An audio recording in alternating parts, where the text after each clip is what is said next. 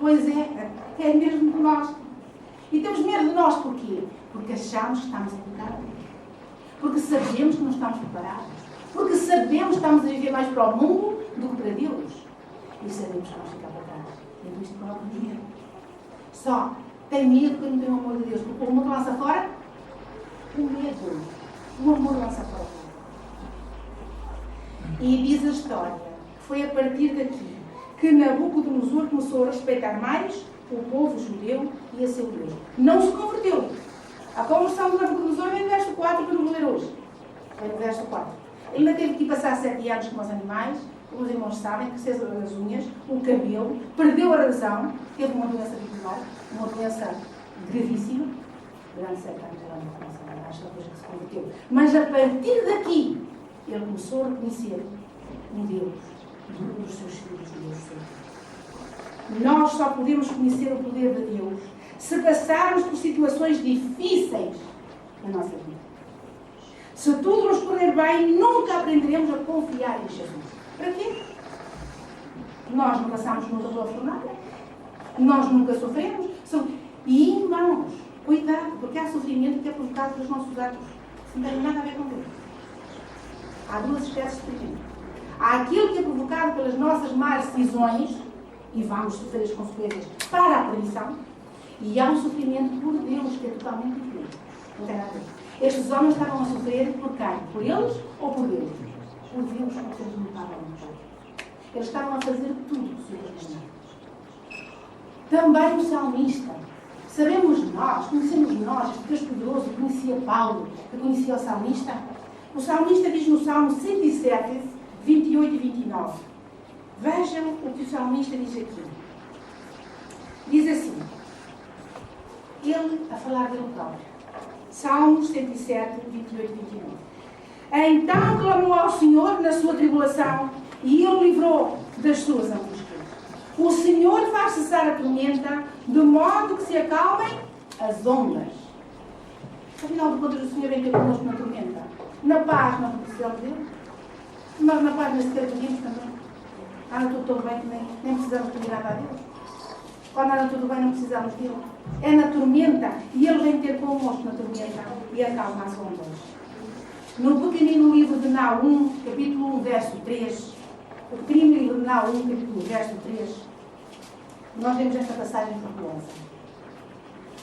O Senhor é tardio em irar-se e de grande poder. Ao culpado, de maneira alguma, terá por inocente. Foi o que eu já acabei de dizer, meus irmãos. O Senhor tem o seu caminho no turbilhão e na tempestade, e as nuvens são o pó dos seus pés. O Senhor tem o seu caminho na tempestade. Nós temos lido muitas vezes os grandes feitos deste mundo. Nós temos um livro de cânticos, todos eles foram escritos debaixo de grande sofrimento. Nós temos experiências neste mundo que surgiram motivadas por grande sofrimento. Podíamos falar nos antibióticos, podíamos falar em tantos medicamentos que os seus autores tiveram que morrer precisamente para que muitas almas fossem salvas. Todas essas descobertas foram experimentadas em primeiro lugar nos seus autores. E eles morreram. Eu hoje gostava de vos contar uma história verdadeira que aconteceu com um engenheiro. Diz que faz muitos anos um engenheiro francês foi detido no Mediterrâneo por causa de uma doença. E ele ficou por uma quarentena. Os irmãos sabem o que é uma quarentena? A Bíblia fala de uma quarentena também. Quarentena. Quando as pessoas tinham uma doença que não se sabia bem o que era, ela ficava por uma quarentena que se escolhia. Que doença seria aquela, não havia. Eram os médicos que elas. E este engenheiro ficou detido no Mediterrâneo. Se diz que foi muito duro para ele, porque ele tinha um temperamento muito ativo. Sabem quando as pessoas são muito ativas e têm um temperamento ativo, elas têm muita dificuldade de ficar quietas. Eu quando era pequena era tão ativa. Era como as meninas. O meu pai dizia muitas vezes para a minha mãe, deixa porque ela não cabe dentro dela. Eu era tão ativa que eu não conseguia. Eu levantava-me de manhã a cantar, levantava-me de manhã já por aqui da fora a fazer os meus trabalhos, miúda, 4, 5 anos, e lá andava. Era muito ativa. E as pessoas ativas têm muita dificuldade, mesmo adultos, a ficar quietos. Eu só me sinto bem a trabalhar e a fazer visitas e a fazer estudos e a trabalhar. Sinto bem, quando estou em casa nunca estou parada e faço, sei lá, quantas coisas não tenho isso. Este homem era assim, este engenheiro era assim. Muito ativo e agora vejam, 40 dias ele ficou aqui. Diz que foi muito duro para ele. Diz que este homem, enquanto esperava no convés daquele navio, ele lia, ele leu muito. Não sei se vocês viram aquela notícia daquela jovenzinha que foi raptada, acho que é 8 dias, naquele buraco. 8 anos, claro, naquele buraco. Eu estava a ver aquilo, irmãos, como eu sou claustrofobia, eu estava a sentir falta só de ver aquilo. E este homem estava num convés também, fechado, durante 40 dias fechado num convés. E ele leu muito, e então descansou a atenção. Foi chamada, isto é para os irmãos saberem um dia conversar com engenheiros e contarem esta história. Diz que a sua atenção foi chamada para um navio que o inspirou para a concepção do canal do Suez, cuja execução o tornou mundialmente famoso. Sabem quem fez este engenheiro? Diz que este canal tem sido de grande utilidade no mundo. Mal pensava este homem, ele chama-se Lesp, é o nome dele. Quando aquela circunstância viria a realizar de bom, mal pensava ele que aqueles 40 dias viria a fazer dele um dos homens mais conhecidos do mundo e a criar um canal que tem sido de uma grande utilidade à humanidade. Sabem porquê que eu fiz esta história que achei importante? Que é bíblica, eles não sabem. Sabem que o arquiteto que fez o Coliseu de Roma era grego, sabem disso, não sabem, é grego. E quando ele estava, quando o Coliseu de Roma foi inaugurado, ele estava a assistir à morte dos cristãos. Ele estava sentado num lugar nobre, que era o arquiteto do Coliseu, sentado ao pé do imperador, num grande lugar nobre.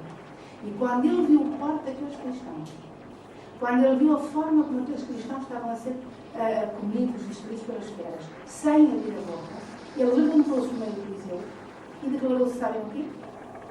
Cristão. Cristão. E sabem qual foi a sua sorte? Foi destruído juntamente com os cristãos.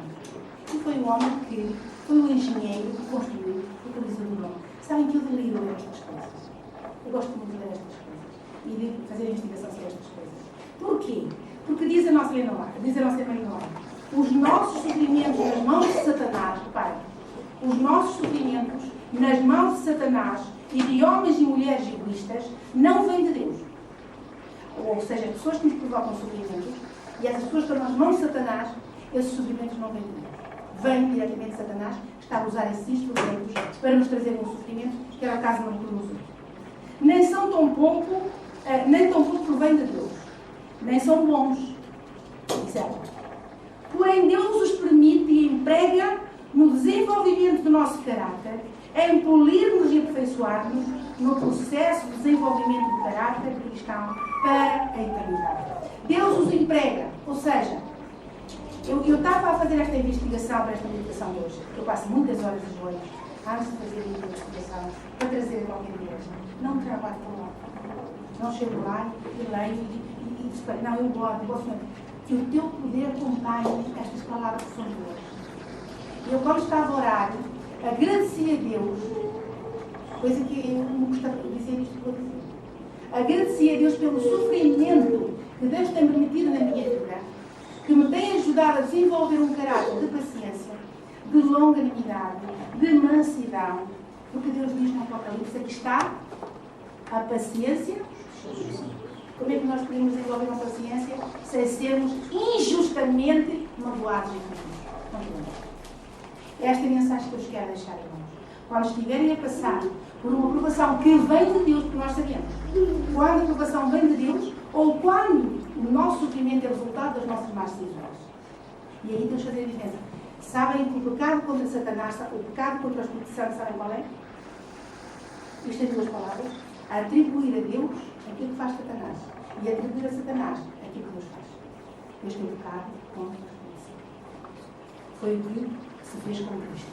Disseram Cristo, ele expulsa demónios pelo poder dos demónios. E nós podemos estar a atribuir a Satanás o poder de Deus. E atribuir a Deus o poder de Satanás. Cuidado. Este é o pecado da procrastinação. Então nós, como cristãos, temos tudo que vier à nossa vida é permitido. Pensem assim, tudo que vier à minha vida é permitido por Deus. E então, Senhor, qual é o motivo por que vem? Por que eu estou a sofrer? É por causa das minhas más decisões ou é porque amar? Que nós possamos ter discernimento para concluir e não ficar com nós pensar. Porque isto que se passou aqui chama-se... O que é que se passou aqui nesta estátua? Ecumenismo. Estavam aqui todas as religiões do Império juntas para adorar uma estátua que representava quem? Não, porque não foi. O que é que vai acontecer no passado, no futuro? Não é uma estátua, mas é um poder. É o ecumenismo junto que vai obrigar todas as pessoas religiosas a adorar indiretamente um poder no lugar. Preparemos porque isto vai ser